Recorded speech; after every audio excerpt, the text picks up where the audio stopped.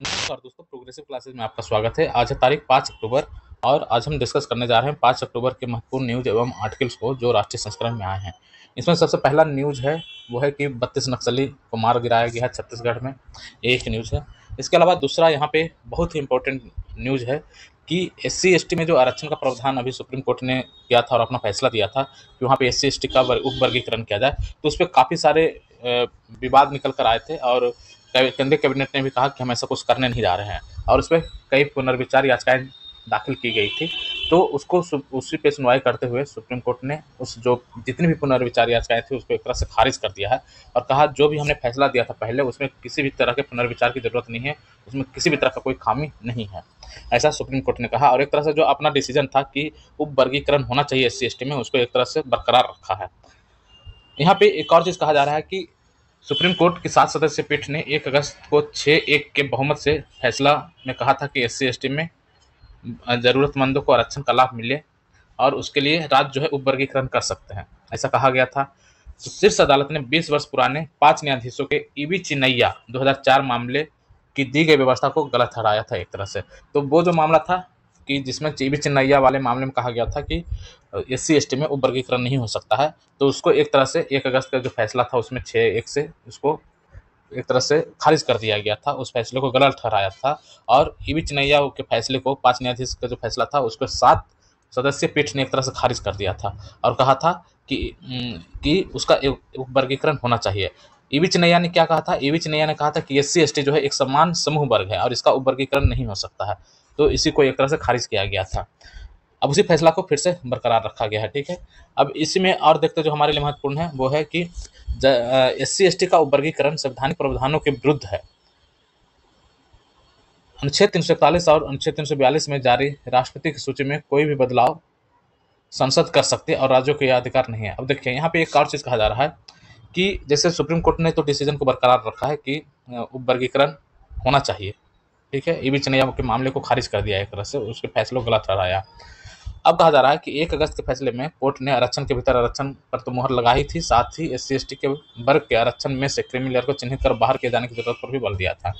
तो 6 न्यायाधीशों ने एक दूसरे से सहमति जताने वाला फैसला दिया था, जबकि जस्टिस बेला एम त्रिवेदी ने बहुमत के फैसले से असहमति जताई थी और जस्टिस त्रिवेदी ने कहा था कि SC ST का उप वर्गीकरण संवैधानिक प्रावधानों के विरुद्ध है।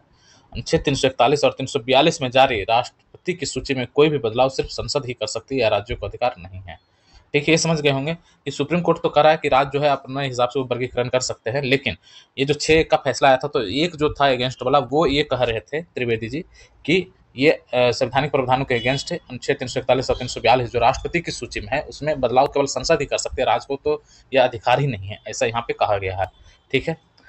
अब देखते हैं यहाँ पे क्या है, ईरान फिर करेगा इजराइल पर हमला, देखते हैं क्या होता है, ठीक है। ये तिरुपति का लड्डू का जो मामला चल रहा है, आप जानते होंगे सब चीज़ को।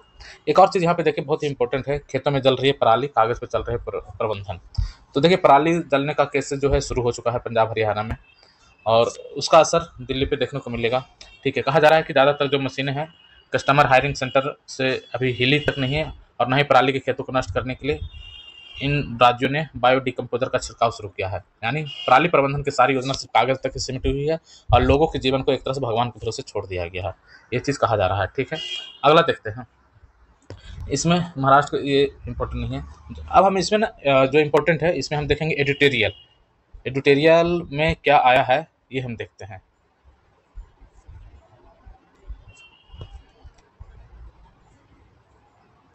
उसके बाद जो भी इंपॉर्टेंट न्यूज़ होगा उसको हम डिस्कस करेंगे, क्योंकि ये हमें डिस्कस करना बहुत ही ज़रूरी होता है।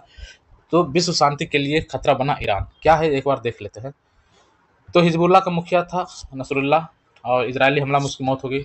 पश्चिम एशिया में तनाव हुआ और एक तरह से आग और ज़्यादा भड़क गई। तो नसरुल्लाह की मौत के जवाब में ईरान ने इजराइल पर एक तरह से मिसाइल से हमला किया।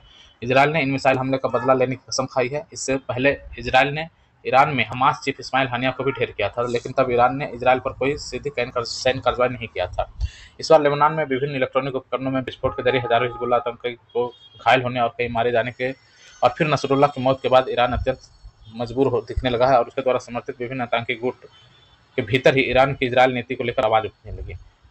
ईरान में 1979 80 में यहाँ पर अमतुल्ला जो अयतुल्ला जो खमैनी है, उनके नेतृत्व में कट्टरपंथी इस्लामिक सरकार ने पूरे पश्चिम एशिया में आतंकी संगठनों का जाल बिछाया। इस्लामी क्रांति हुई थी। इस्लामी जगत का नेतृत्व शिया वर्ग के हाथ में लेने के लिए खमैनी के नेतृत्व वाले ईरानी शासन तंत्र ने पूरे विश्व के मुस्लिम मानस को प्रभावित करने वाले फिलिस्तीन के मुद्दे को चुना और इजराइल के विरुद्ध सशस्त्र संघर्ष छेड़ने के लिए हिजबुल्लाह जैसे आतंकी संगठन को समर्थन देना शुरू किया था।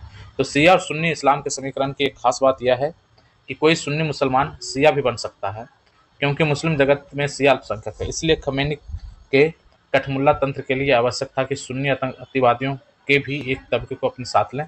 चूंकि अधिकांश सुन्नी अतिवादी शिया इस्लाम के कट्टर विरोधी हैं और आर्थिक रूप से सुन्नी अरब देश पर निर्भर हैं, तो इसलिए ईरान के लिए यह चुनाव आसान नहीं था। ऐसे में सुन्नी मुस्लिम ब्रदरहुड की फिलिस्तीन इकाई यानी हमास ईरान का औजार बनी और खमैनी ने इस्लामिक शासन का जो कट्टरवादी मॉडल मुस्लिम जगत के सामने पेश किया, उससे दुनिया भर के इस्लामिक कट्टरपंथी प्रभावित हुए। इसका परिणाम यह हुआ कि अरब जगत की तमाम सेकुलर सरकारें और तानाशाह धीरे धीरे अपनी लोकप्रियता खोते गए और इस्लामिक कट्टरपंथी मजबूत होते गए। जो सुन्नी राजशाहियाँ इस लहर में बच भी पाई, उन्होंने अपने ऊपर से दबाव हटाने के लिए एक दूसरे में सुन्नी जिहादी संगठनों का समर्थन शुरू किया, जिसका परिणति अलकायदा से लेकर तालिबान जैसे तमाम सुन्नी आतंकी संगठन के उदय के रूप में हुआ। अफगानिस्तान की तालिबान सरकार तो खमैनी की कठमुल्ला शासन की सुन्नी संस्करण ही थे। तो तालिबान सरकार के 1996 में सत्ता में आने पर उसे 3 देशों से ही मान्यता मिली थी, सऊदी अरब अमीरात और पाकिस्तान। इनमें से पहले 2 देशों का उद्देश्य ईरान से सटे अफगानिस्तान में खमैनी के शिया इस्लामिक राष्ट्र जैसा एक प्रतियोगी सुन्नी शासन तंत्र खड़ा करना था, जिसका प्रमुख भी कट्टरपंथी मौलाना हो और जहां सुन्नी कट्टरपंथियों को इकट्ठा रखकर उनकी शक्ति को दूसरे देशों की ओर निर्देशित रखा जा सके। तो खमैनी की इस्लामिक क्रांति का एक और प्रभाव यह हुआ कि दुनिया भर के अशांत मुस्लिम क्षेत्र के लोगों को लगा कि हिंसा के माध्यम से सत्ता को पलटा जा सकता है। खमैनी ने मुस्लिम जगत में अपनी स्वीकार्यता बढ़ाने के लिए इस भावना को खूब हवा दी कि फिलिस्तीन से लेकर कश्मीर तक के मुसलमान को अपने भाषणों के जरिए उकसाया। ईरान के बढ़ते प्रभाव को रोकने के लिए सुन्नी देशों ने आतंकी संगठनों की सहायता की। इस प्रकार यह दुष्चक्र बन चुका है, जिस कारण लाखों लोग जान गंवा चुके हैं। तो ये पूरा कहानी जो है, किस तरह से शिया सुन्नी का विवाद धीरे धीरे बढ़ा और जो खमैनी है एक तरह से शिया शासन तंत्र स्थापित करने की मंशा के साथ ईरान में इस्लामिक क्रांति को शुरुआत किया था और उसमें कुछ सुन्नी लोगों को जोड़ने के लिए हमास को एक तरह से हमास को अपने पक्ष में किया। अब इस तरह की चीज़ों को देखते हुए जो है जो सुन्नी संगठन है, सऊदी अरब, यूएई, पाकिस्तान जैसे देशों ने तालिबान, जिसे एक तरह से खमैनी ने ही बढ़ावा दिया था, उसको एक तरह से तालिबान सरकार को 1996 ईस्वी में इन तीनों देशों ने मान्यता दे दिया, सऊदी अरब, अमीरात और पाकिस्तान ने। तो इस तरह से एक चक्र जो है, दुष्चक्र जो शुरू हो चुका और भारत के ईरान के साथ संबंध ठीक ठाक ही रही हैं और सुन्नी पाकिस्तान को काबू में रखने के लिए दोनों देशों ने कई स्तर पर साथ में काम भी किया, लेकिन ईरान की ओर से संबंध बस यहीं तक सीमित रहे हैं। वहीं पाकिस्तान के सुन्नी कट्टरपंथियों को बस खुद पर हावी नहीं होना देना चाहता। खमैनी के कठमुल्लावाद में भी भारत के लिए इससे अधिक जगह नहीं है। अभी हिजबुल्लाह पर इजरायली हमले से कुछ दिन पहले ही भारत में मुसलमानों की दशा की फिलिस्तीन से तुलना करते हुए खमैनी ने एक भड़काऊ पोस्ट किया था। तो परंपरागत रूप से ईरान भारत और उसके भागों में सक्रिय रही कट्टरपंथी शक्तियों के संरक्षक की भूमिका निभाता रहा है। भारत से उखाड़ फेंके जाने पर हुमायूं ने ईरान के शाह की सहायता से मुगल साम्राज्य को भारत में फिर से स्थापित किया था। जब औरंगजेब के बाद मुगल कमजोर पड़े तो नादिर शाह भारतीयों से लूटी गई अपार धन संपदा को ईरान ले गया। तो नादिर शाह के बाद उसके सेनापति अहमद शाह अब्दाली ने भारत पर कई हमले कर मराठों के विस्तार को रोका और मुगलों को पतन से बचाया। तो 1971 के भारत पाकिस्तान युद्ध से पहले ईरान के शाह ने कराची बंदरगाह की रक्षा के लिए पाकिस्तान से गुप्त समझौता कर रखा था। भारत को यह संदेश भी भिजवाया था कि अगर उसने पश्चिमी पाकिस्तान पर हमला किया, ईरानी फौजें आगे बढ़कर पाकिस्तान की रक्षा करेगी। तो बलूचिस्तान के एक हिस्से पर कब्जा जमाए बैठा ईरान पाकिस्तान की तरह ही उसके स्वतंत्रता आंदोलन का निर्ममता से दमन करता आया है। ईरान को परमाणु तकनीक उपलब्ध कराने में भी पाकिस्तान के एक्यू खान का हाथ रहा। अगर ईरान भारत का भरोसेमंद मित्र देश होता तो पाकिस्तान के सुन्नी जनरल कभी ईरान के परमाणु तकनीक उपलब्ध ना कराते। स्पष्ट है ईरान का परमाणु कार्यक्रम भारत के हित में भी नहीं है और इजरायल के साथ मौजूदा संघर्ष में यदि ईरान का पलड़ा भारी रहा तो वह विश्व शांति के लिए एक बड़ा खतरा होगा। तो ईरान में उपजे कठमुल्लावाद की भू राजनीतिक परछाई भारत तक पड़ती है। यह परछाई पूरे विश्व को प्रतिस्पर्धात्मक इस्लामिक उग्रवाद की आग में झुलसा रही है। अच्छा यही होगा कि खमैनी द्वारा स्थापित मध्ययुगीन कट्टरपंथी शासन का वर्तमान सैन्य संघर्ष के फलस्वरूप पतन हो जाए। ये बहुत ही अच्छा यहाँ पे लेख था। हालांकि ये लेख है काउंसिल ऑफ स्ट्रेटेजिक अफेयर्स से संबंधित सामरिक विश्लेषक हैं, उनका ये लेख है और काफ़ी अच्छा यहाँ पे बहुत सारी चीज़ हमें जानने सुनने को मिला है कि किस तरह से ईरान का एक तरह से उदय हुआ, खमैनी शासन में आया और उसके बाद क्या वैश्विक परिस्थितियाँ निर्मित हुई। ये सारा कुछ हमने यहाँ पर देखा। ठीक है। अगला जो है एडिटोरियल, वो है लोक से संवाद का अनूठा प्रयास प्रयोग। तो ये है लोक से शासक से संवाद लोकतंत्र के लिए जरूरी है, और मन की बात जो किया जाता है उसी के तहत ये लिखा गया है कि मन की बात जो है वो भी लोक से संवाद का एक अनूठा प्रयोग है। यहाँ पे कहा गया है कि महाकवि कालिदास के प्रसिद्ध नाटक अभिज्ञान शाकुंतलम का एक दृश्य है जहाँ एक व्यक्ति न्याय की अपेक्षा में राजा दुष्यंत के महल में 3 बजे भोर में पहुंचता है। वह द्वारपाल से राजा से मिलने की अनुमति मांगता है। वह कुछ संकोच भी कर रहा है कि राजा कहीं विश्राम कर रहे होंगे। तब द्वारपाल उस व्यक्ति को समझाता है कि यह आपका लोकतांत्रिक अधिकार है कि अपने राजा से कभी भी मिल सकते हैं। बहुत ही बढ़िया एग्जाम्पल है। ऐसा अधिकार उस राजतांत्रिक व्यवस्था में था जिसे हम पुरातन पंथी मानते हैं। तो आधुनिक लोकतंत्र की जटिलताओं के चलते आज के शासक से मिलना आम जन के लिए संभव ही नहीं है। कहीं कहीं जनता दरबार जैसी संकल्पनाएं भी हैं, तो उनमें से दुष्यंत जैसा लोकतांत्रिक सोच नहीं है। तो आधुनिक लोकतंत्र की पहली शर्त है लोक का चुने हुए शासक से सीधा संवाद। इस संवाद के माध्यम और तरीके पर हमेशा से चिंतन होता रहा। इस अर्थ में आकाशवाणी पर प्रसारित हो रहे मन की बात कार्यक्रम को लोक संवाद की आधुनिक व्यवस्था कहा जा सकता है। रेडियो के इतिहास में मन की बात संभवतः पहला कार्यक्रम है जो इतना नियमित है। हाल में इसने एक दशक का सफर पूरा कर लिया है। सबसे अहम बात यह है कि यह कार्यक्रम तब रेडियो में प्राय जब संचार माध्यमों में क्रांति अपने उफान पर थे। तो इंटरनेट के विस्तार और विकास ने दो मोर्चे पर संचार माध्यमों को प्रभावित किया है। उसने खुद में सारे माध्यमों, मसलन प्रिंट, रेडियो, टीवी को आत्मसात किया है, खुद को सभी प्रारूपों में एक साथ विस्तारित भी किया है।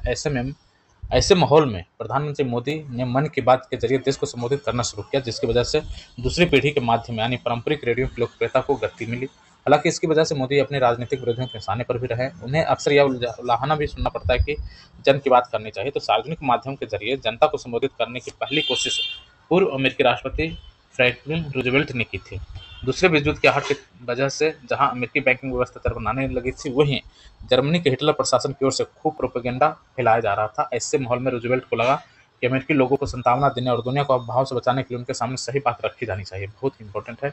इसके लिए रेडियो उन्हें ज़्यादा प्रभावी माध्यम लगा जिसके जरिए अपनी बात तुरंत लोगों तक पहुंचाई जा सकते थे। रूजवेल्ट ने इस कार्यक्रम का नाम फायरसाइड चैट दिया, जिसके जरिए उन्होंने अमेरिका और दुनिया को अमेरिका के रुख से न सिर्फ परिचित कराया, बल्कि ध्वस्त होने के कगार पर पहुंची अमेरिकी बैंकिंग व्यवस्था को बचाने के लिए की जा रही अपनी सरकार की कोशिशों की भी जानकारी दी। तो फायरसाइड चैट के जरिए उन्होंने लोगों की राय बदली। 1933 में शुरू हुए उनका रेडियो संवाद 1944 तक जारी रहा। वैसे उसमें रुकावट भी आती थी, इसकी तुलना में मन की बात नियमित है। तो मन की बात के पहला एपिसोड का बहुत ही अच्छी जानकारी यहाँ पे रूजवेल्ट के बारे में मिला कि किस तरह से ये मन की बात का यदि इतिहास देखें तो किससे प्रेरित है, ये रूजवेल्ट की से प्रेरित है। और वहाँ पे जो भी चीज़ें हो रही थी, बैंकिंग व्यवस्था चरमरा रही थी और हिटलर का जो एक तरह से प्रोपेगेंडा था वो पूरे विश्व में फैल रहा था, तो उस चीज़ को काउंटर करने के लिए रूजवेल्ट ने ये रास्ता चुना था। ठीक है। तो मन की बात के पहले एपिसोड का प्रसारण 3 अक्टूबर 2014 को शुरू हुआ था, जिसका विषय एक एक दिन पहले ही शुरू हुआ स्वच्छता अभियान था। तो उस दिन शुक्रवार था और दशहरा का पावन त्यौहार भी। तब से लेकर मार्च 2015 के महीने तक शुक्रवार को इसका प्रसारण होता रहा, लेकिन बाद के महीने के आखिरी रविवार का दिन तय हुआ, तब से प्रसारण का दिन नियत है। इस कार्यक्रम में सामाजिक बदलाव आ रहे हैं, स्थानीय नायकों का खूब उल्लेख होता है। बिहार के किसान चाची हो या कश्मीर का शिकारा कलाकार परिवार पालता हो या पालता बच्चा या फिर वाराणसी से गंगा घाट की सफाई अभियान शुरू करने वाली छात्राएं हों, ऐसे तमाम लोगों को इस कार्यक्रम में चर्चा मिली। इसके जरिए सामाजिक बदलाव लाने वाले लोगों को समाज के सामने प्रेरक के रूप में प्रस्तुत किया गया।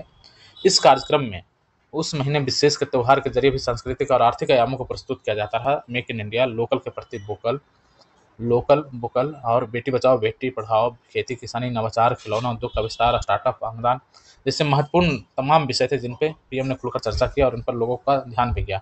जल संरक्षण, त्योहारों पर भारतीय वस्तुओं की खरीद हो, खादी का कम से कम एक वस्त्र जरूर खरीदने की अपील हो, या फिर नवीकरणीय ऊर्जा की बात, सामाजिक और सांस्कृतिक बदलाव लाने वाले ऐसे कई मुद्दों पर प्रधानमंत्री ने खुलकर चर्चा की। तो गत दिनों मन की बात की 114वीं कड़ी में प्रधानमंत्री ने नारी शक्ति, अमेरिका से वापस आ रही सैकड़ों कलाकृतियों की चर्चा के साथ ही मातृभाषा में शिक्षा की चर्चा की। इसके ठीक पहले एपिसोड में उन्होंने प्रतिभाओं की राह में आने वाली बाधाओं में परिवारवाद को भी जिम्मेदार बताया था। प्रधानमंत्री इस कार्यक्रम में शामिल किए जाने वाले विषयों के लिए आम लोगों से सुझाव भी मांगते रहे हैं। लोक से शासक का संवाद लोकतंत्र में कामयाबी के लिए जरूरी है। इस लिहाज से देखें तो मन की बात इसी संवाद प्रक्रिया का तरीका है जो रूजवेल्ट के संवाद से कुछ अलग है। रूजवेल्ट ने राजनीति के जवाब के तौर पर फायरसाइड चैट का इस्तेमाल किया, जबकि मोदी इसके जरिए समाज की सामाजिक, शैक्षणिक, सांस्कृतिक और आर्थिक बदलाव को लेकर हस्तक्षेप करने के लिए प्रेरित करने की कोशिश कर रहे हैं। बहुत ही बढ़िया आर्टिकल था मन की बात को लेकर के। तो शासक से संवाद का जो पहलू है उस पर यहाँ पे हमने चर्चा किया। ठीक है। तो अभी शासक तो नहीं, लेकिन लोकतंत्र में जो सबसे बड़ा व्यक्ति है, लोकतंत्र का जो लोकतंत्र में जो एक नियुक्त जो सबसे प्रमुख व्यक्ति है, उसका संवाद लोगों के साथ किस तरह से हो और क्या-क्या चीज़ें कही गई है, ये सब कुछ यहाँ पे हमने देखा। ठीक है, अगला देखते हैं। ये 2 महत्वपूर्ण आर्टिकल हमने देख लिया है। तीसरा यहाँ पर देखते हैं, चाँद के लिए तेज होती दौड़। तो चाँद पर मानव बेस को लेकर चीन और अमेरिका के बीच प्रतिस्पर्धा तेज हो सकती है। तो चाँद पर जाने और उसे अंतरिक्ष अन्वेषण के केंद्र में लाने की होड़ पिछले कुछ वर्षों में बहुत तेज हुई है। 20वीं शताब्दी के मध्य में अंतरिक्ष की दौड़ सोवियत संघ और अमेरिका के बीच मुख्य रूप से शीत युद्ध के दौरान शुरू हुई थी। लेकिन अब यह 21वीं सदी में एक नए युग में प्रवेश कर चुका है, जहाँ कई देश और निजी कंपनियां चाँद पर पहुंचने की तैयारी कर रही है। इस बार दौड़ मनुष्य को चंद्रमा पर दोबारा उतारने की ही नहीं है, बल्कि एक मैराथन है, जिसके लिए चंद्र सतह पर दीर्घकालिक उपस्थिति की आवश्यकता होगी। दुनिया की 2 बड़ी शक्तियां चीन और अमेरिका इस प्रतियोगिता के शीर्ष दावेदार हैं, जहां आर्टेमिस मिशन के जरिए अमेरिकी स्पेस एजेंसी नासा मनुष्य को लगभग 50 साल बाद फिर एक बार चांद पर उतारने की योजना बना रहा है। आर्टेमिस मिशन नासा का है और चांद पर उतारने के यहाँ पे एक तरह से मानव मिशन को बनाया जा रहा है इस मिशन के जरिए। तो वहीं चीन का दावा है कि वह 2030 से पहले अपने अंतरिक्ष यात्रियों को चांद की सतह पर पहुंचा देगा। तो हाल ही में चीन की मानव युक्त अंतरिक्ष मिशनों को अंजाम देने वाली एजेंसी CMSA ने 2030 में चंद्र मिशन पर जाने वाले अपने अंतरिक्ष यात्रियों के लिए एक नए स्पेस सूट का अनावरण किया। इसे विशेष रूप से चंद्रमा के वातावरण और तापमान में आने वाले उतार चढ़ाव, रेडिएशन और धूल से बचाव को ध्यान में रखते हुए डिजाइन किया गया है। चीन का दावा है कि यह स्पेस सूट इतना लचीला है कि चांद की सतह पर अंतरिक्ष यात्री किसी भी क्रियाकलाप और प्रयोग को आसानी से पूरा कर सकते हैं। चीन के चांग ए मिशनों की श्रृंखला ने विशेष रूप से चंद्र विजय की दिशा में एक मजबूत नींव रखी है, जिसका अंतिम लक्ष्य चांद पर मानव मिशन भेजना और वहां एक स्थायी अनुसंधान शिविर स्थापित करना है। तो आज चांद पर जाने की होड़ न केवल विज्ञान और प्रौद्योगिकी के क्षेत्र में प्रगति का प्रतीक है, बल्कि विभिन्न देशों के बीच प्रतिस्पर्धा और शक्ति प्रदर्शन का भी केंद्र बन चुकी है। इस दौड़ में चीन और अमेरिका के अलावा रूस, भारत, जापान और अन्य देश भी शामिल है। निजी कंपनियां जैसे SpaceX, blue origin, virgin galactic भी चांद और अंतरिक्ष अन्वेषण में अहम भूमिका निभा रही है। फिर भी इस दशक में लॉन्च होने वाले बड़े चंद्र मिशनों में से अधिकांश अमेरिका और चीन के इर्द गिर्द ही केंद्रित है। अमेरिका और चीन के बीच चांद को लेकर होड़ छिड़ती दिख रही है। कई अंतरिक्ष विशेषज्ञों का मानना है कि चंद्रमा की ओर अमेरिका की वापसी चीन के इस क्षेत्र में काफ़ी बढ़ जाने की वजह से हो रही है। चीन तकनीकी के स्तर पर स्वयं को ताकतवर दिखाकर महाशक्ति बनने की दिशा में आगे बढ़ना चाहता है, वहीं अमेरिका दिखाना चाहता है कि वैश्विक महाशक्ति का खिताब उसी के पास है। तो किस तरह से चीन को लेकर चांद को लेकर प्रतिस्पर्धा शुरू होने वाली है और चल रही है अंदर खाने में चीज़ें, ये हमने यहाँ पर देख लिया। ठीक है, ये बहुत ही इंपॉर्टेंट दोनों ही आर्टिकल था। अब देखते हैं यहाँ पर बिहार सरकार को बिहार पुलिस को लेकर के यहाँ पर कुछ चीज़ें हैं, तो इसको देख लेते हैं। ठीक है, बिहार सरकार पुलिस को चुस्त दुरुस्त करने के लिए निरंतर प्रयास कर रही है। बेहतर पुलिसिंग के लिए हर स्तर पर संसाधन उपलब्ध कराए जा रहे हैं। सरकार की सोच है कि आमजन को आवश्यकता पड़ने पर जल्द से जल्द पुलिस मदद मिले, किंतु कुछ घटनाओं से स्पष्ट हो जाता है कि पुलिस अपने रवैये में सुधार लाने को शायद तैयार नहीं है। हाल ही में कैमूर जिले में खेत में सांप काटने के बाद भागकर जा रहे व्यक्ति को गश्त कर रहे पुलिसकर्मियों ने पकड़ लिया। पूछताछ के बाद उससे पैसे वसूलने के लिए इतना समय जाया किया कि जहर उसके शरीर में फैलता चला गया और अंततः उसकी मौत हो गई। वह उनसे बार बार कहता रहा कि उसे सांप ने काट लिया है। यहाँ पुलिसकर्मी की नज़र में यदि वह गलत भी था तो मानवता के नाते उसे अस्पताल ले जाना चाहिए था। एक अन्य घटना राजधानी पटना में हुई, जिससे साफ है कि किसी भी थाने में आज भी प्राथमिकी कराना आसान नहीं है। जल संसाधन विभाग के कर्मचारी से फरवरी में साइबर ठगी हुई। उस वक्त वह व्यक्ति तमाम संबंधित जगहों पर दौड़ता रह गया, लेकिन उसकी शिकायत दर्ज नहीं हुई। उसी के साथ फिर सितंबर में फ्रॉड हुआ, तब उसने वरीय अधिकारी से गुहार लगाई, तो दोनों ही मामलों में प्राथमिकी दर्ज की गई। जाहिर है कि जब आम आदमी तरफ परेशान हो जाएगा तो पुलिस कतई उसका भरोसा नहीं जीत सकती। तो वरीय अधिकारियों तक बात पहुंचाने पर भले ही कार्रवाई हो जाती है। जाहिर है पुलिस के कामकाज की व्यवस्था पारदर्शी करने के साथ साथ उसके विभिन्न स्तरों पर कड़ी मॉनिटरिंग होनी चाहिए और घोर लापरवाही कर्मियों को बर्खास्त करने के साथ कठोर दंड भी देना होगा। तो ये पुलिसिंग को लेकर के उसका क्या रवैया है, एक दो एग्जाम्पल यहाँ दिया गया। जैसे कैमूर जिला का यहाँ पे एग्जाम्पल दिया गया कि सांप काटा व्यक्ति को भागता हुआ घर जा रहा था, उसको दिखाने के बजाय पुलिस जो है उसका पैसा वसूलने में लगी रही और उस व्यक्ति की मौत हो गई अंततः। तो ये काफ़ी शर्मनाक चीज़ें हैं। ठीक है, अगला देखते हैं। ज्ञान और दक्षता के बीच सेतु बनाने की पहल, ये बहुत ही इंपॉर्टेंट है, इसको हम एक बार देख लेते हैं। तो डिग्री और रोजगार के बीच टूटते रिश्ते की एक महत्वपूर्ण कड़ी है इंटर्नशिप, जिसकी आवश्यकता पर केंद्र सरकार की नजर गई। हाल ही में PM इंटर्नशिप योजना लागू की गई है और योजना को असल में छात्र द्वारा हासिल किए गए ज्ञान और उसकी योग्यता को उस पेशेवर आवश्यकता के साथ जोड़ती है, जिसके अभाव में शिक्षण प्रशिक्षण संस्थान और युवा तमगे की तरह डिग्री बांटने और बटोरने से ज़्यादा कुछ नहीं कर पा रहे थे। ऐसे में यह योजना व्यवहारिक रूप से लागू की गई है, जो ज़्यादा प्रभावी साबित हो सकती है। इसको हम संक्षेप में देखेंगे, जो इंपॉर्टेंट चीज़ें सिर्फ उसी को पढ़ने की कोशिश करेंगे। तो आज की चुनौतियों के बरक्स यदि शिक्षा यानी डिग्री को रोजगार से जोड़कर देखा जाता है, तो इसे ज्ञानार्जन के महत्व के रूप में दर्ज करना चाहिए।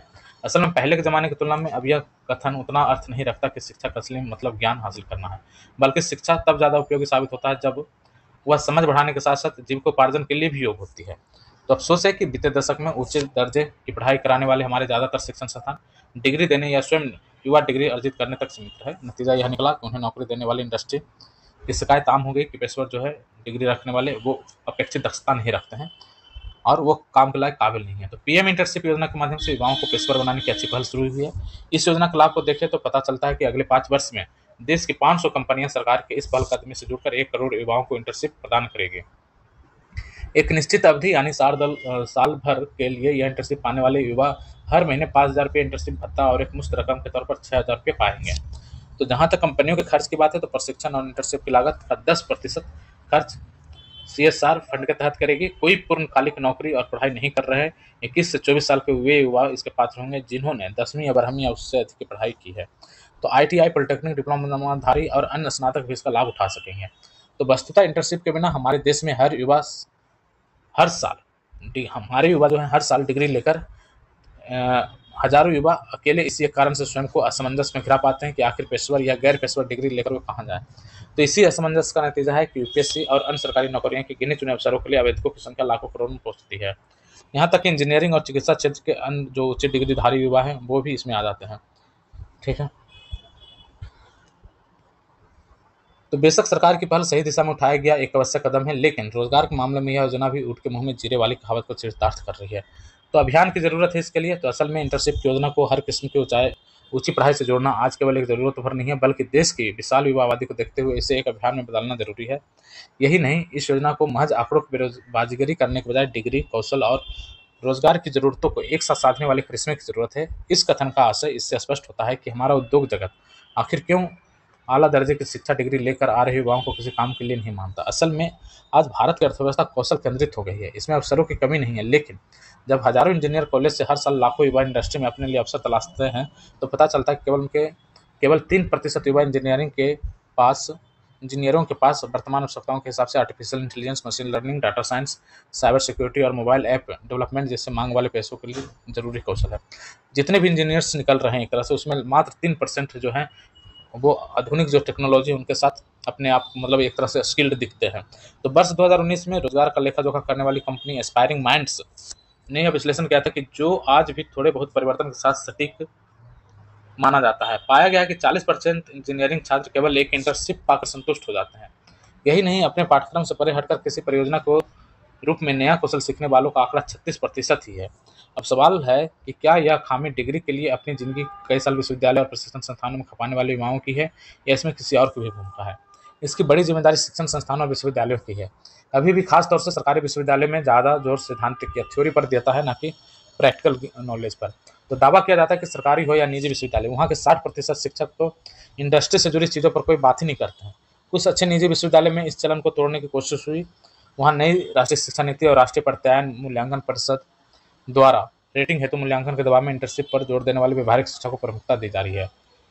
तो किताबी ज्ञान जो है इसके लिए जिम्मेदार हो सकता है। तो इंजीनियरिंग और मेडिकल कॉलेज में की ऐसी बाढ़ आई जो संख्या बल पर ही देश को विश्वगुरु कहलवा देती। इन संस्थानों की हकीकत यह है कि ज़्यादातर ने अपने यहाँ ऐसी फैकल्टी को भर दिया जो किताबी ज्ञान देने माहिर हो। इंडस्ट्री से जुड़े कौशल के बारे में उन्हें कोई जानकारी नहीं है। ये संस्थान कहते हैं कि यूजीसी के मानकों के अनुरूप ज़्यादातर पीएचडी धारकों को ही अपने यहाँ बतौर शिक्षक भर्ती करते हैं, लेकिन यह रवैया समस्या की असली जड़ बन गया है। सोचा जा सकता है कि जिन संस्थानों में कागज डिग्री रखने वाले और किताबी ज्ञान साधने वाले लोग होंगे वहाँ संस्थान भला अपने छात्रों को इंडस्ट्री से संबंधित कौशल प्रशिक्षण को बाहर कैसे दे सकेगी। तो इसलिए जरूरी है कि सरकार और यूजीसी यह भी देखे कि क्या निजी सरकारी विश्वविद्यालय और शिक्षण संस्थान अपने यहाँ उन शिक्षकों को महत्व देते हैं जो डिग्री के साथ इंडस्ट्री के अनुभव को भी रखते हैं। हालांकि कह सकते हैं कि पीएम इंटर्नशिप योजना सही दिशा में उठाया गया कदम है, लेकिन यह समस्या का अकेला इलाज नहीं है। देखना होगा कि कहीं सीटें भरने की जुगत में लगे शिक्षण संस्थान इस योजना को भी आंकड़ेबाजी की कलाम में से बेजा फायदा ना उठा लें और असली समस्या जस की तस रह जाए। तो पत्तों को पोषने वाली और जड़ों को अनदेखा करने वाली नीतियों का पोषण अक्सर हवाई दावों का पुलिंदा साबित होती है। पीएम इंटर्नशिप योजना को जमीन पर उतारते समय अगर इन बातों पर गौर नहीं किया गया तो यह योजना सरकारी कोष पर एक और बोझ डालने के सिवा कुछ और हासिल नहीं कर पाएगी। तो ये पीएम इंटर्नशिप योजना जो शुरू किया गया है, इसके बारे में यहाँ पे हमने चर्चा किया है। जर्मनी और स्विट्जरलैंड से हमें सीखने की जरूरत है। इसमें कहा गया है कि वैसे तो हमारे देश में इंटर्नशिप वर्ष 1961 से ही लागू है। इस अधिनियम में जरूर किया गया था कि इसमें पंजीकृत कंपनियां अपने यहाँ 1 वर्ष या उससे ज़्यादा की अवधि के लिए अपने यहाँ इंटर्न रखें। उद्देश्य यह था कि इससे कोई कौशल सीखकर आए युवा व्यावसायिक दक्षता हासिल कर सकते हैं। लेकिन आज़ादी के इतने वर्ष बाद भी इंटर्नशिप के मोर्चे पर स्थिति नाजुक बनी हुई है। इसका प्रमाण राष्ट्रीय सैंपल सर्वे विभाग द्वारा भी किया गया।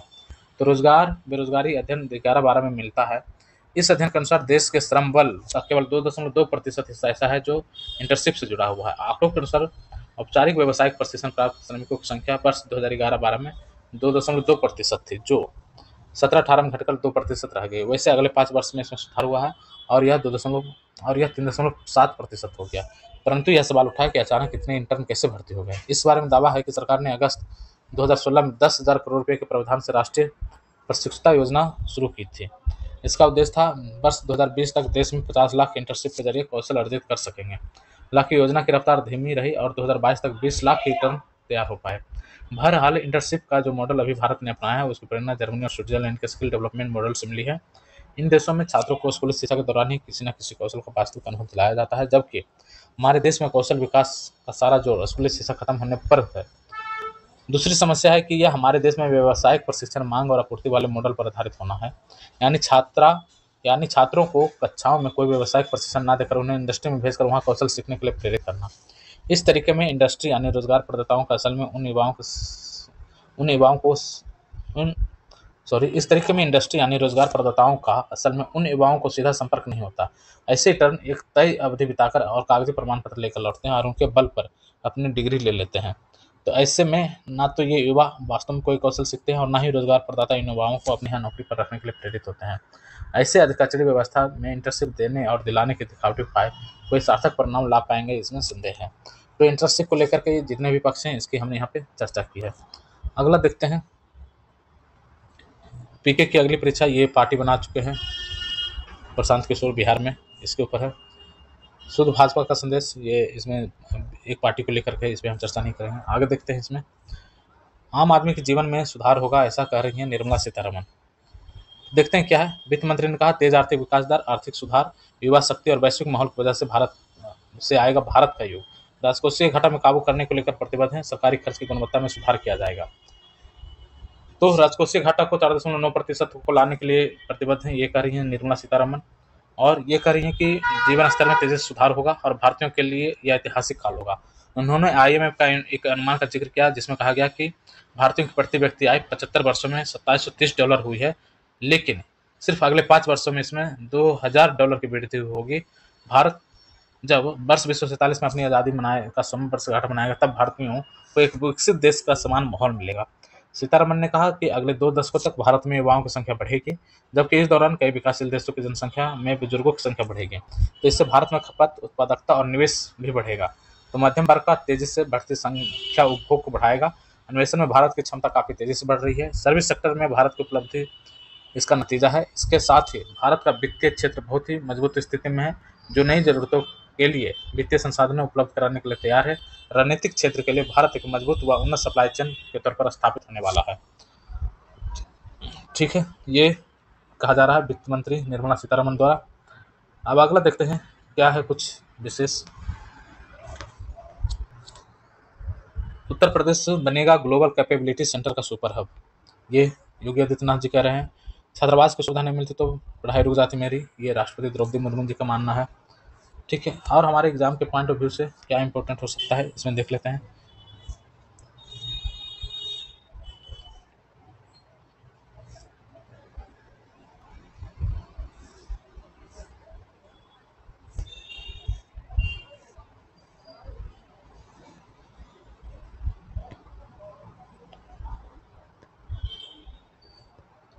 कहा जा रहा है कि पर्यावरण के लिए कोयले से खतरनाक है एलएनजी। एलएनजी कोयला से खतरनाक है क्या है, पढ़ लेते हैं इसको। तो खाना पकाने वाले उद्योग में इस्तेमाल होने वाला एलएनजी पर्यावरण के लिए कोयले से अधिक खतरनाक है। यह अध्ययन के अनुसार 20 साल की अवधि में कोयला की तुलना में यह लगभग 1/3 अधिक ग्रीन हाउस गैस उत्सर्जन करती है। कोयला की तुलना में 1/3 अधिक ग्रीन हाउस गैस उत्सर्जन करती है एलएनजी। ग्रीन हाउस गैस जैसे कार्बन डाइऑक्साइड और मीथेन का वायुमंडल में उत्सर्जन होता है, जबकि ग्रीन हाउस गैस फुटप्रिंट पर्यावरण पर इन उत्सर्जनों के प्रभाव के बारे में बताता है। तो प्राकृतिक गैस जो मुख्य रूप से मीथेन से बनी है, गंधहीन गैस है, को लगभग -106 डिग्री सेल्सियस पर तरल अवस्था में ठंडा करके तरलीकृत प्राकृतिक गैस या एलएनजी बनाया जाता है। तो एलएनजी कैसे बनाते हैं? तो मीथेन को लगभग -106 डिग्री सेल्सियस पर तरल अवस्था में ठंडा करके उसको तरलीकृत करके प्राकृतिक गैस बनाया जाता है, एलएनजी। तो जिससे गैस की मूल मात्रा 600 गुना कम हो जाती है। तरल होने के कारण एलएनजी को कुशलतापूर्वक और सुरक्षित रूप से जलमार्ग द्वारा एक जगह से दूसरी जगह भेजा जाता है। तो अमेरिका के कॉर्नेल विश्वविद्यालय में पारिस्थितिकी और पर्यावरण जीव विज्ञान के प्रोफेसर ने बताया कि यद्यपि एलएनजी को कोयले की तुलना में अधिक स्वच्छ, कम कार्बन वाला विकल्प माना जाता है, लेकिन जब प्रसंस्करण और नौ परिवहन को ध्यान में रखा जाता है तो इसका ग्रीन हाउस गैस दुष्प्रभाव कोयले की तुलना में लगभग एक तिहाई खराब है। तो एनर्जी साइंस एंड इंजीनियरिंग पत्रिका में प्रकाशित अध्ययन के लेखक हॉवार्ड ने कहा, एलएनजी शेल गैस प्राकृतिक गैस का एक प्रकार से बनाई जाती है और यह बनाने के लिए आपको इसे तरल रूप में ठंडा करना होगा और फिर बड़े टैंकर में बाजार तक पहुंचाना होगा। इसके लिए ऊर्जा की आवश्यकता होगी। अध्ययन के लिए शोधकर्ताओं ने सेल चट्टान निर्माण के चरण में से लेकर अंतिम उपभोक्ताओं द्वारा उत्सर्जन का अनुमान लगाने के लिए पिछले अध्ययन पर गौर किया। प्राकृतिक गैस, शेल गैस दोनों ही जलवायु के लिए खराब हैं, लेकिन एलएनजी इससे भी अधिक खराब है। लेखक ने लिखा कि कुल मिलाकर 20 वर्षों की ग्लोबल वार्मिंग आशंका का विश्लेषण करने पर ईंधन स्रोत के रूप में एलएनजी के लिए ग्रीन हाउस गैस दुष्प्रभाव कोयला की तुलना में 33% अधिक है। यहाँ तक कि 100 वर्ष की समय सीमा पर भी विचार किया जाए तो मीथेन के कारण होने वाले जलवायु संबंधी नुकसान को कम करके आती है, तो भी एलएनजी का प्रभाव कोयले के बराबर या इससे अधिक है। तो इसका प्रोसेसिंग से लेकर के ट्रांसपोर्टेशन तक और उपभोग तक जो भी एक तरह से उत्सर्जन होता है, तो वो जो है कोयला पे उत्सर्जन की अपेक्षा 33% अधिक है, ऐसा कहा जा रहा है। अब तक सरकार का एलएनजी पर रहा है जोर। तो पेट्रोलियम प्राकृतिक गैस मंत्रालय की मसौदा नीति के अनुसार भारत प्रदूषण कम करने के लिए अगले 5 से 7 वर्षों में अपने 1/3 भारी ट्रकों को डीजल के बजाय एलएनजी से चलाने की योजना बना रहा है। तो रिपोर्ट में सरकार के हवाले से कहा गया है कि भले ही कारों और बसों का एक हिस्सा तरलीकृत प्राकृतिक गैस पर चलता है, लेकिन एलएनजी लंबी दूरी के ट्रकों के लिए बेहतर विकल्प होगा क्योंकि यह अधिक दूरी तय करने में मदद करता है। इस रिपोर्ट के आने के बाद एलएनजी को लेकर नए सिरे से विचार करना होगा। तो बहुत ही इंपॉर्टेंट आर्टिकल था एलएनजी को लेकर के यहाँ पर, ठीक है। बिना चीड़ फाड़ के होगा कुत्तों का वंध्यकरण, चिली के वैज्ञानिकों ने ऐसा वैक्सीन विकसित किया है, ठीक है। नई विधि से हो सकेगी किडनी के कैंसर की सटीक पहचान, ठीक है।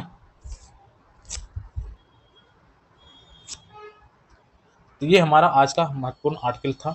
इसमें हम देख लेते थोड़ा जो शुरू में न्यूज़ रह गया था। अभी हमारे पास टाइम है 35 मिनट हुआ है अभी, तो देख लेते हैं इसमें और क्या क्या चीज़ें हैं।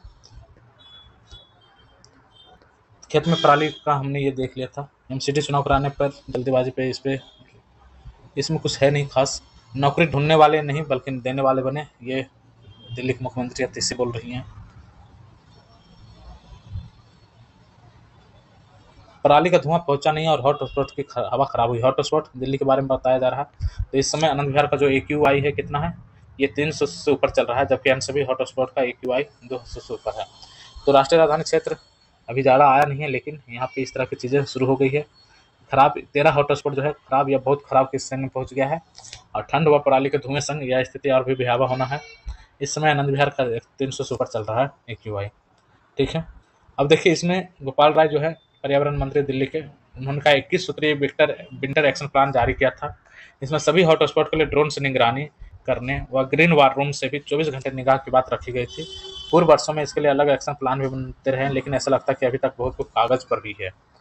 हॉट स्पॉट के मानक, हॉट स्पॉट की पहचान धूल के महीन कणों PM10 और PM2.5 की हवा में मौजूदगी के सालाना औसत से तय होती है। PM10 और PM2.5 की साल भर में औसत मात्रा यदि क्रमशः 300 माइक्रोन प्रति घन मीटर और 100 माइक्रोन प्रति घन मीटर को पार कर जाता तो वह स्थान हॉटस्पॉट के रूप में होता है। तो हॉटस्पॉट किसको कहते हैं ये हमने देख लिया। PM10 और PM2.5 की मौजूदगी जो है सालाना औसत से तय होता है, सालाना औसत से उसका तय होता है। और कहा जाता है कि PM10 और 2.5 के साल भर में औसत मात्रा यदि 300 ग्राम क्रमशः मतलब PM10 यदि 300 माइक्रोग्राम प्रति घन मीटर और PM2.5 100 माइक्रोग्राम प्रति घन मीटर को पार कर जाता है तो वह हॉटस्पॉट के रूप में कन्वर्ट हो जाता है, ठीक है। 247 तक होगी स्वदेशी वायु, मतलब 247 तक स्वदेशी होंगे वायुसेना के सभी हथियार, एयर चीफ मार्शल के यहाँ पे कहना है। और भारत का निर्यात केंद्रित रक्षा उद्योग बनाने का लक्ष्य राजनाथ सिंह कर रहे हैं। तो यहाँ पे 23-24 में जो है रिकॉर्ड बढ़ोतरी के साथ 1.27 लाख करोड़ रुपया तक पहुंच गया हमारा रक्षा निर्यात। सरकार भारत को वैश्विक स्तर पर निर्माण का केंद्र बनाने के लिए रक्षा उद्योग को निर्यात केंद्रित बनाने पर प्रतिबद्ध है। उन्होंने कहा देश के कुल रक्षा उत्पादन में कम से कम 50% योगदान निजी क्षेत्र का होना चाहिए। ठीक है, तो 1,27,000 का हमारा रक्षा निर्यात रहा। इसके अलावा और यहाँ पे क्या है, इसमें तो कुछ खास नहीं है। यहाँ सीडीएस अनिल चौहान है, उनका मानना है कि भारत जैसे देश के पास पर्याप्त मारक क्षमता होनी चाहिए। रामधारी सिंह दिनकर के एक कविता का उदाहरण देते हुए उन्होंने कहा भारत शांति के लिए प्रतिबद्ध है, लेकिन उस युद्ध के लिए भी तैयार रहना चाहिए। उन्होंने कहा रूस यूक्रेन युद्ध और पश्चिम एशिया के विभिन्न हिस्सों में जारी संघर्ष के बीच विभिन्न देशों का भविष्य अनिश्चित होता जा रहा है। इजरायल हमास और इजरायल हिजबुल्ला संघर्ष के भविष्य में और आगे बढ़ने की आशंका है। जनरल चौहान जो है, हम जिस दुनिया को अपने आसपास देख रहे हैं वह असल में एक अप्रत्याशित संकट में है। हर एक के दिमाग में यही सवाल उठ रहा है कि राजनीतिक विवादों को सुलझाने के लिए क्या युद्ध सरकारी नीतियों का हिस्सा बने रहेंगे। तो जवाब में है हाँ। तो चीफ डिफेंस स्टाफ ने रक्षा उद्योग के नेताओं से को संबोधित करते हुए कहा कि युद्ध मानव जीवन और मानव स्वभाव के अभिन्न अंग हैं। युद्ध और युद्ध का हथियार मानव सभ्यताओं का हिस्सा रहे हैं। युद्ध की एक और महत्वपूर्ण बात यह है कि इसमें रनर अप कोई नहीं होता, एक ही विजेता होता है जो सब ले जाता है। ज्ञात हो भारत ने अपनी सैन्य शक्ति को हाल के वर्षों में काफ़ी तेजी से बढ़ाया। कितना इंपॉर्टेंट बात इन्होंने कहा कि यहाँ पे कोई रनर अप नहीं होता, एक ही होता है और वो होता है विजेता जो सब कुछ लेकर जाता है। और ये भी कहा जा रहा है कि युद्ध जो है मानव जीवन और मानव स्वभाव का अभिन्न अंग रहा है। युद्ध और युद्ध के हथियार मानव सभ्यताओं के हिस्सा रहे हैं। और सबसे बड़ी बात जो यहाँ पे है कि राजनीतिक विवादों को सुलझाने के लिए क्या युद्ध सरकारी नीति का हिस्सा बने रहेंगे, तो इसका जवाब होगा हाँ। ये अनिल चौहान जो है सीडीएस उनका मानना है। ठीक है, अगला देखते हैं। तो वायुसेना स्वदेशी होगी। रूस ने S-400 मिसाइल प्रणाली की 3 यूनिट भारत को सौंपी है, 2 यूनिट अगले वर्ष में लग जाएगी। ठीक है, अगला देखते हैं। दुनिया में युद्ध के बीच भारत के युग की चर्चा। मोदी ने कहा कि अर्थव्यवस्था के लिए हम दुनिया के 2 बड़े क्षेत्र में युद्ध की स्थिति, भारत पर अलग है विश्वास। तो कौटिल्य आर्थिक सम्मेलन में सरकार के सुधारवादी कदम गिनाते हुए भारत को बताया पसंदीदा जगह। तो अगला 10 वर्ष में विभिन्न जो उठाए गए सुधारवादी कदम है उसकी उन्होंने चर्चा किया। और ये भी कि भारत जो है 5वीं सबसे बड़ी अर्थव्यवस्था है। हम ग्लोबल फिनटेक एडॉप्शन रेट के मामले में नंबर 1 हैं। हम स्मार्टफोन डाटा उपभोग के मामले में नंबर 1 हैं। इंटरनेट उपभोक्ता के मामले में नंबर 2 हैं। दुनिया का करीब करीब आधा real time digital transaction Bharat में हो रहा है। आज भारत में दुनिया का तीसरा सबसे बड़ा स्टार्टअप इकोसिस्टम है। नवीकरणीय ऊर्जा क्षमता के मामले में भारत 4 नंबर पर है। भारत दुनिया का दूसरा सबसे बड़ा मोबाइल निर्माता है। दोपहिया वाहन ट्रैक्टर का सबसे बड़ा निर्माता है। दुनिया में तीसरा सबसे बड़ा विज्ञानियों और तकनीशियनों का पूल भारत में है। इन क्षमताओं और उपलब्धियों को उल्लेख करने के साथ ही पीएम मोदी ने दावा किया कि विज्ञान हो या तकनीकी नवाचार, भारत स्पष्ट रूप से एक पसंदीदा जगह है। प्रधानमंत्री ने रिफॉर्म, परफॉर्म और ट्रांसफॉर्म पर सरकार का मंत्र को बताते हुए कहा कि इस पर चलते हुए हम लगातार निर्णय ले रहे हैं, देश की तेज गति से आगे बढ़ रहे हैं। और यही वह प्रभाव है जिसके कारण भारत के लोगों ने 60 साल बाद लगातार तीसरी बार सरकार को चुना है। तो बहुत सारी चीज़ यहाँ पे जानने को हमको मिला। और एक जो कोर पॉइंट है रिफॉर्म, परफॉर्म और ट्रांसफॉर्म। ठीक है, और कहा जा रहा है कि अगले 10 साल में हम बड़े सुधार और मतलब हमने किए हैं और आगे भी बड़े सुधार, बड़े परिवर्तन होंगे और भारत जो है परिवर्तनों की दौर से गुजर रहा है। अगला देखते हैं। केवल अगले 10 वर्ष में होगा 75,000 मेडिकल सीट जो है बढ़ाया जाएगा। अगले 10 वर्ष में 75,000 सीटों की और व्यवस्था की जाएगी। ठीक है, ऐसा अमित शाह कह रहे हैं। अब सहकारिता को लेकर भी सहकारिता मंत्री हैं गृह मंत्री अमित शाह। तो सहकारिता मंत्रालय इनके अंदर आता है और ये सहकारिता के बारे में भी काफ़ी कुछ कह रहे हैं कि जो है सरकार सहकारिता पर बल दे रही है। और उन्होंने कहा कि अहमदाबाद को देश में सहकारिता का मॉडल जिला बनाना चाहिए। उन्होंने कहा 20 से 25 साल बाद जब देश के विकास की समीक्षा होगी तो सहकारिता क्षेत्र के विकास की भी चर्चा होगी। तो सहकारिता इंपॉर्टेंट है, इसके बारे में यहाँ पे चर्चा की गई है। ठीक है, अब देखिए आधिकारिक यात्रा पर आने वाले मोहित जो मालदीव के राष्ट्रपति हैं, काफ़ी विवाद हुआ था, अब ये फाइनली आ रहे हैं यहाँ पर। अगला देखते हैं। आज़ादी के 56 साल बाद मोदी ने पूरी की श्यामजी कृष्ण वर्मा की अंतिम इच्छा। तो लंदन में इंडिया हाउस बना था लंदन में, और इन्होंने श्यामजी कृष्ण वर्मा ने बनाया था। 1930 में इनका निधन हो गया था और 2003 में इनका जो है अस्थि आया था वापस भारत में। इनका अंतिम इच्छा था कि जो हमारी अस्थि है स्वतंत्र भारत पर ही लाया जाए, स्वतंत्र भारत की धरती पर ही लाया जाए। ठीक है, अगला है इंटर्नशिप पोर्टल पर 22 से ज़्यादा अवसर सूचीबद्ध हो गए हैं, हमने चर्चा किया था ऊपर। ठीक है, 6 माह में करना होगा ड्राइविंग स्कूलों के आवेदन पर फैसला। अब ये जो हरियाणा में जो चुनाव होने वाले हैं उसके बारे में यहाँ पे चर्चा किया हुआ है, जम्मू कश्मीर का है। ठीक है, बिहार में अभी भी 1.5 लाख बाढ़ पीड़ित जो हैं तटबंधों पर हैं। शिवहर में बागमती के जलस्तर में वृद्धि हुई है, खतरे के निशान से 57 सेंटीमीटर ऊपर बह रही है। तो ये बिहार का है।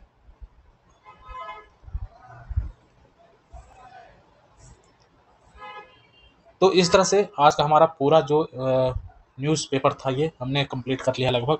अब बहुत सारी इंपॉर्टेंट चीज़ों को हमने डिस्कस किया है। फिर हम कल मिलते हैं अगले न्यूज़ डिस्कशन के साथ। तब तक के लिए धन्यवाद। और आपसे रिक्वेस्ट है कि आप हमें प्लीज़ कमेंट में बताएं कि इसको किस तरह से डिस्कस किया जाए, किस तरह से कुछ इसमें इम्प्रूवमेंट किया जाए। और इस चैनल को सब्सक्राइब करें और पसंद आ रहा है तो दोस्तों के साथ शेयर भी करें। तब तक के लिए धन्यवाद। जय हिंद।